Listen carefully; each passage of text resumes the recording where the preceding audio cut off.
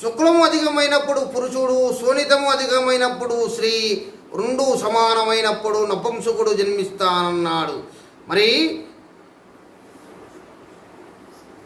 పురుషుడు జన్మిస్తాడు, స్త్రీ జన్మిస్తుంది, లేదా నపుంసకుడు జన్మిస్తాడన్న విషయాలు అందరూ వైద్యులు వివరించగలరు, చక్కగా వివరించగలరు. అదేవిధంగా హార్మోన్స్ లోపం వల్ల నపుంసకులు జన్మిస్తారన్న విషయాన్ని కూడా వైద్యులు నిర్ధారించి చెప్పిన విషయం మనందరికీ తెలిసిన విషయమే.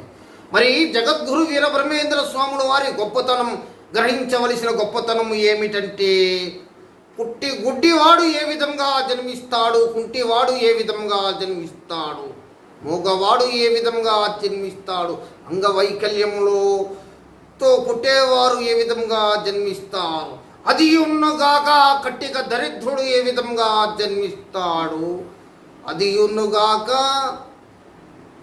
అత్యంత ధనికుడు గొప్ప జాతకుడు ఏ విధంగా జన్మిస్తాడన్న విషయాన్ని కూడా స్పష్టంగా వివరించినటువంటి పరమాత్ముడు జగద్గురు శ్రీమద్ విరాట్ పోతులూరి వీరబ్రహ్మేంద్ర స్వాముల వారు.